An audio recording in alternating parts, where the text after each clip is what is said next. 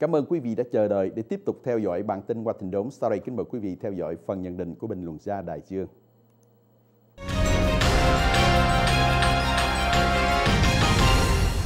Đại Dương xin kính chào và cảm ơn quý vị đã đón xem chương trình bình luận. Thưa quý vị, cuộc họp mới nhất giữa Bộ 6, tức là gồm có Mỹ, Nga, Tàu, Anh, Pháp và Đức cùng với Iran đã không đi đến kết quả nào hồi tháng 6 tại Moscow. Và như vậy dẫn đến cái tình trạng là hai bên vẫn có sự khác biệt sâu xa mà không thể hàn gắn. Về phía Iran, họ nói rằng họ giành cái quyền được tinh luyện uranium để sử dụng trong các nhà máy điện hạt nhân và trong các cái ứng dụng về y học. Nhưng mà phía bên Tây phương thì cho rằng việc đó Iran đã cố tình che giấu và lợi dụng cái việc tinh luyện Iran để sẵn sàng sản xuất vũ khí nguyên tử.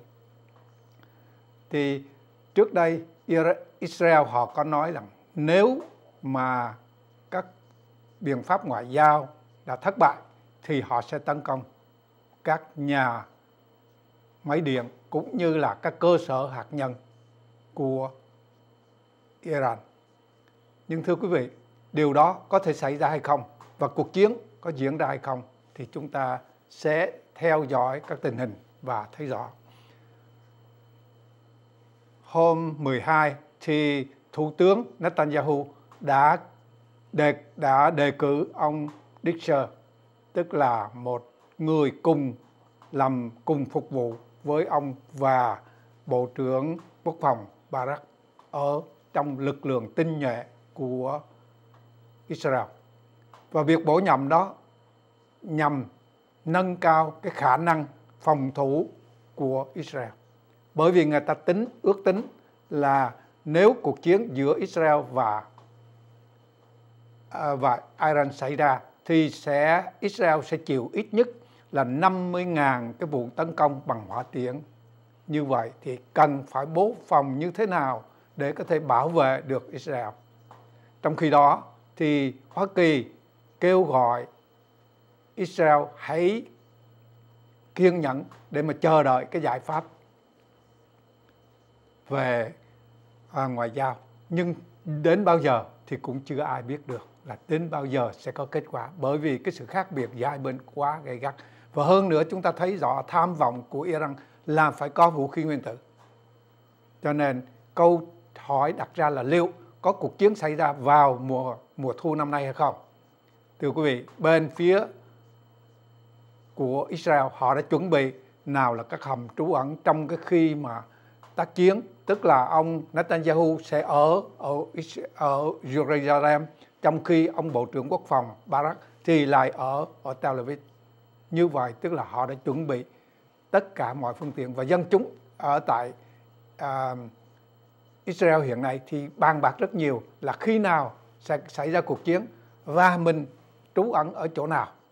Thưa quý vị, đó, nhưng mà trên phương diện quốc tế thì nhất là Mỹ cứ kêu gào rằng không nên đánh, bởi vì đánh như vậy sẽ thiệt hại về kinh tế đối với Israel, và đánh như vậy thì có thể là Mỹ không cứu trợ.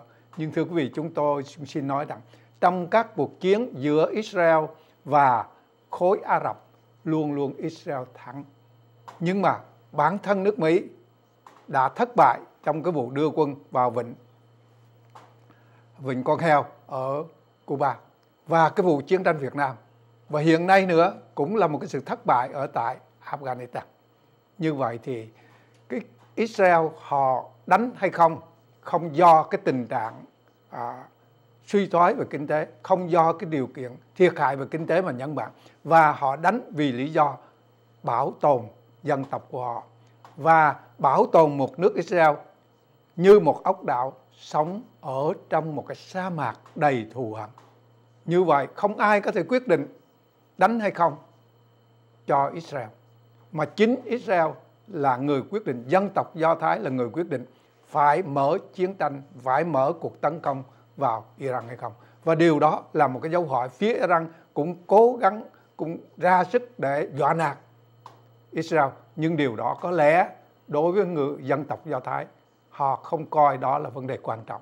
Bởi vì vấn đề quan trọng của họ là sự sống còn, sự tồn tại của quốc gia Israel. Cảm ơn quý vị đã đón nghe.